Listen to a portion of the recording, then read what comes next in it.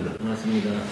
저희 음성타임스 그 신년 인터뷰에 응해주셔서 바쁜 국회 활동 중에 이렇게 오셔서 인터뷰 주셔서 감사드립니다. 고맙습니다. 기해년 새해가 밝았는데요. 우리 음성 국민들께 의원님 한 말씀 좀 덕담해 주시죠. 지난 한 해는 우리 국민들뿐만이 아니라 우리 대한민국이 여러 가지로 어려움이 많았던 다사다난했던 한 해였던 것 같습니다. 경제 상황이 호전이 안 되고 좀 악화가 되고 있고, 특히 민생 분야에서 여러 가지 어려움이 많아서 자영업자라든지 또 중소기업들이 특히 버텨내기가 힘든 한 해였습니다. 그럼에도 불구하고 우리 음성군은 충북에서 가장 비약적으로 발전하는 한 해였는데, 그렇게 발전하는 과정에는 우리 국민들이 하나 되고 또 노력하신 결과가 가장 큰 효과를 발휘한 게 아닌가 이렇게 생각이 됩니다. 작년 한 해 우리 국민들 정말 수고 많으셨고요. 기해년 금년 한 해는 우리 국민들께서 소망하시는 거 다 이루시는 그와 같은 만사형통의 한 해가 되시고, 또 복도 많이 받으시고 부자 되시고 건강하신 한 해가 되기를 기원드리겠습니다. 고맙습니다. 지난해 혹시 국회에서 통과된 우리 음성군 지역에 국비 확보가 어떤 정도로 이루어졌는지 또 다 말씀드리긴 좀 너무 그렇죠? 많으니까 주요 사업 몇 가지만 좀 소개 좀 해주십시오.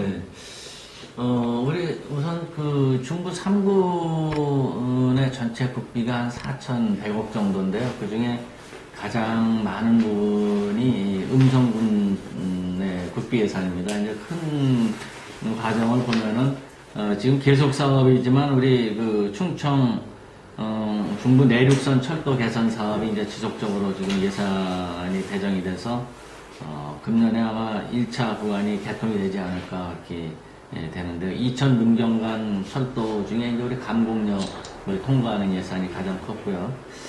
그 다음에 이제 충청 내륙 고속화도로 109, 209 여기가 한 1,000억 정도 예산이 배정이 됐고, 또 음성 계산 37번 국도도 이제 지속적으로 사업이 추진되고 있습니다. 우리 국민들 생활과 밀접한 거 제가 좀 국민들 여러분께 강조하고 싶은 게, 요새 기상이변으로 가뭄이 아주 심해지면은 우리 관내에 저수지에 물이 고갈될 상황도 또 예측이 되는데, 그와 같은 경우에 충주댐 물을 끌어다가 저수지 물을 채우는 그와 같은 농업용수 재편 사업이라는 게 있습니다. 이제 이 농업용수 재편 사업과 관련해서 금년에 이제 첫 예산 배정이 됐는데, 이게 시작은 한 5억 정도인데 이게 전체 예산으로 따지면 이제 수천억이 들어갈 수 있는 그런 사업이 시작됐다는 말씀을 드리고요. 또 관내 산업단지가 우리 음성군이 이제 충청북도에서 가장 활발하게 이루어지는 것 같은 분야인데, 산업단지가 유치되려면은 도로망이 우선 첫째로 많이 확보가 돼갖고 물류 비용이 절약돼야 되지만, 또 생산 원가를 낮추는 데는 공업용수가 확보가 돼야 됩니다.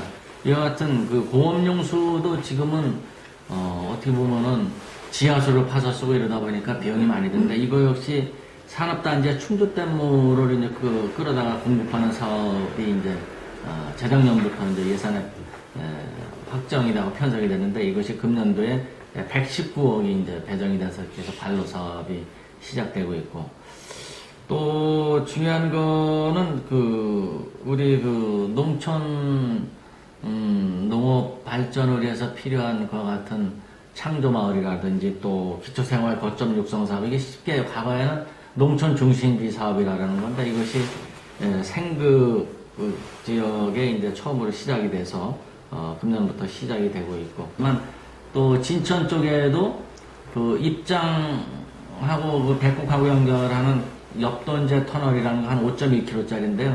그 예산도 확보를 했고, 또 우리 증평에 또 주민들 수건 사업 중에 하나인 증평경찰서 문제도 작년 8월에 국무회의를 통과시키고, 또 원래는 2020년부터 예산 배정이 빨리 돼도 되는 부분을 좀 아우성을 쳐서 작년 예산 심사 때 금년도 예산에 배정을 해갖고 착실히 이렇게 추진되게 돼서, 저도 개인적으로 작년 안에 어려운 과정에서 보람을 많이 느꼈는데, 금년에는 우리 국민 여러분들이 좀 더 같은 삶의 질을 좀 더 높일 수 있는 그 같은 과정에 제 역할을 다하도록 노력을 하겠습니다.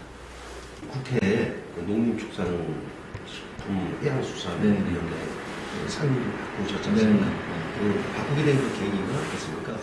제가 사실은 20대 저 전반기 2년도 그 농림축산식품 해양수산위원회 이제 농해수위라는데 거기 지망을 했는데 국방이 간사를 맡을 사람이 없다 그래서 제가 어떻게 보면 파견나갔다가 이제 다시 고향으로 돌아온 거죠. 왜냐면은 우리 음성뿐만 아니라 진천 또 증평은 도농복합지역이라서 가장 우리 그 주민들하고 밀접한 관련이 있는 상임위가 이 농해수위거든요. 농해수위와 관련된 게 농협 또 농어촌공사 또 농림부에서 직접 하는 그와 같은 사업이 정말 많거든요. 그와 같은 사업들을 원활하게 추진하기 위해서는 다시 지금 농해수위로 돌아와야 돼서 이번에는 제가 이제 다시 친정으로 돌아와서 지금 간사를 맡고 있습니다. 가장 큰 현안이 지금 쌀값 앞으로 5년간 목표 가격 정하는 게 남아 있는데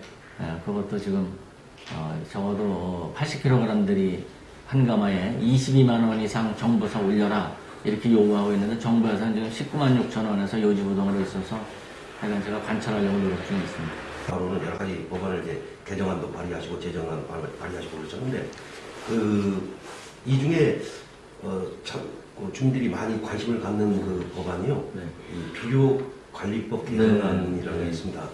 이 부분에 대해서 그 국민들이 엄청나게 많은 관심을 갖고 계시거든요. 어떤 내용인지 알기 쉽게 좀 설명 좀 해주십시오. 그년에 제가 이제 비료법 개정안을 내서 어떤 내용이냐면은 이게 그렇게 음식물 쓰레기를 비료로 버리려면은 일반 비료처럼 소포장으로 해서 그야말로 비료로 활용할 수 있게끔 판매를 하든지 아니면은 차로다가 그렇게 포장 안 하고 갖다 반출을 하려면은 갖다 그 음식물 쓰레기를 비료로 쓰는 공급 지역, 공급량, 공급 일시 그런 거를 그 반출하는 지자체에다가 이제 신고를 하고 그러면 그게 만약에 그 지방자치단체가 아닌 다른 지역으로 갖다 버리면 그 다른 지역의 지자체에다가 행정협조로 통보를 하게 되어 있습니다. 그러면 버려지는 지자체의 이제 공직자들이 나가서 이게 과연 비료로 활용이 되는 건지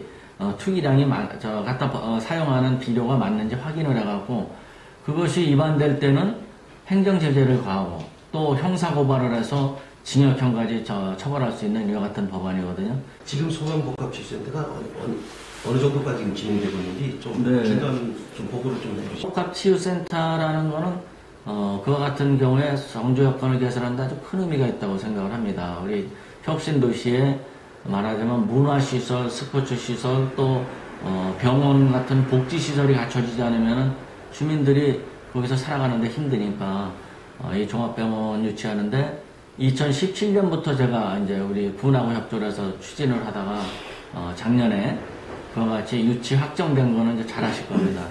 소방청에서 이제 우리 다행스럽게 음성군 혁신도시로 오기로 결정을 했는데요. 그 다음에 이제 사실은 우리 국민들은 그 뒤의 과정은 이제 잘 모르실 수가 있는데 이게 재정당국, 구체적으로 말씀드리면 기재부에서 예비타당성 조사 절차를 거쳐야 되는데 이게 다른 장소에서 제가 어떤 말씀드린 적이 있지만 경찰병원도 지금 이렇게 제대로 활성화가 안 되고 적자가 누적되는데 이 소방병원을 또 설치할 필요가 있냐 예비타당성 조사가 아니다 이래갖고 그 예비타당성 조사 대상에서 제외하려는 움직임이 이제 그게 있었는데 그것을 제가 강력하게 주장해서 예비타당성 조사 대상에 포함시켜서 지금 예비타당성 조사가 시작됐습니다. 그래서 금년 상반기에 이제 그 절차가 이제 결과가 나오게 돼 있는데 그 예비타당성 조사에서 이게 설치에 필요가 있다라는 수치가 나와야 되거든요. 이제 그 수치가 나올 수 있기 위해서는 앞으로 더 치밀한 계획과 이제 노력이 필요하다. KDI에서 이제 그 조사를 하는데요. 그 과정에 이제 지속적으로 관심을 갖고 저도 저나 이제 또 다른 우리 공직자들이 노력을 해야만 될 절차가 나와 있습니다. 아마 그 결과가 나오면은 이제 그 다음부터는 내년도부터 예산이 이제 배정되는 그 같은 노력이 수반돼야 된다 이렇게 생각을 합니다. 지서 설치 문제인데요. 합동세무서, 그러니까 세무서가 아니고 세무지서죠. 네네. 충주 음성지서, 그 다음에 청주 세무서, 진천 지서를 합한 합동세무서를 혁신도시에 조그만 공간을 마련하면 주민들 불편이 해소되지 않을 것이냐. 자치단체의 관할이 나뉘다 보니까 이게 그 기관 설치하는데도 예를 들어서 무슨 진천군에 설치한 걸 똑같은 걸 음성에 설치하기에는 또 안 될 수 있고, 음성 거 설치하는데 또 진천에 똑같은 걸 설치하는 건 행정력 낭비다, 이제 이런 역할에 대한 이제 비판이 있을 수 있는데, 이 세무지서 문제도 국세청에 이제 우리가 끊임없이 요구를 하고 있어요, 저희 쪽에서. 그러니까 이 세무서의 그 업무를 따로 이렇게 혁신도시에 설치하는 그 역할을 하는 기관이 필요하다는 필요성을 인정을 하는데, 방금 말씀하신 것처럼 관할이 나뉘다 보니까 진천 쪽을 충주 세무서 관할에 포함시키기도 상당히 어려움이 있고, 또 음성 쪽을 거꾸로 청주 세무서 관할에 포함시키기도 지금 어려운 교통정리가 안 되고 있는 상황입니다. 그래서 이게 이제 국세청에서도 지금 고민을 하고 있는데, 방금 말씀하신 것처럼 청주 세무서, 진천지서, 또 충주 세무서, 음성지서라고 한 건물에 이제 같이 근무하게 하는 방안이 이제 합동세무지서라고 봐야 되겠죠. 그게 이제 대안이 될 수 있는데, 그와 같은 방안이 이제 되려면은 그게 이제 일반화된 관례가 있어야 되는데, 그걸 이제 만들 수 있느냐, 이제 그런 부분이 있어요. 그래갖고, 그 부분을 포함해서 국세청하고 금년 내에 이제 좀 많이 협의도 하고, 세층 줄다리기를 좀 해야 될 상황입니다. 지난해 9월에 음성 상공회의소에서 충주 세무서 음성지서 설립을 이제 건의하는 건의문을 채택해서 국세청에 제출을 했고요. 저희가 충북혁신도시에 있는 그 세무서를 포함해서 음성 진천에 그 세무 전문가들이 있거든요. 그분들 얘기를 많이 이제 저희가 이제 취합을 해봤는데요. 의원님이 혹시 올해 이 부분을 추진을 많이 하시게 되면 그분들이 이제 그 세무사 전문가분들을 이제 음성에 있는 세무사 전문가, 증평에 있는 세무 전문가, 진천 세무 전문가를 다 모여서 그런 기회를 만들어서 그분들하고 같이 머리를 맞대면 어떤 방법이 나오지 않을까. 그렇죠. 그래서 그런 그 제안을 저희가 의원님께 이렇게 좀 전달을 해달라고 해서 저희가 이제 대신 한번 전달해 드립니다. 그런 자리를 한번 마련하도록 하겠습니다. 그런데 이제 아무튼 이런 그 지서를 설립하는 부분을 포함해서 새로운 기관을 설립하는 과정에는 이제 기존 조직에 저항이 있을 수 있어요. 그거를 이제 극복하는 과정이 이제 정치인이 해결할 능력과 이제 의지에 달려 있다, 저는 그렇게 생각을 하고 하여간 노력하고 있습니다. 네, 지난해 한 해 동안 참으로 고생 많이 하셨습니다. 올해 한 해도 우리 중부상공 국민들과 특히 우리 음성 지역 국민들에서 많은 국회 활동을 통해서 성과를 많이 내주시기 바랍니다. 건강하시고요.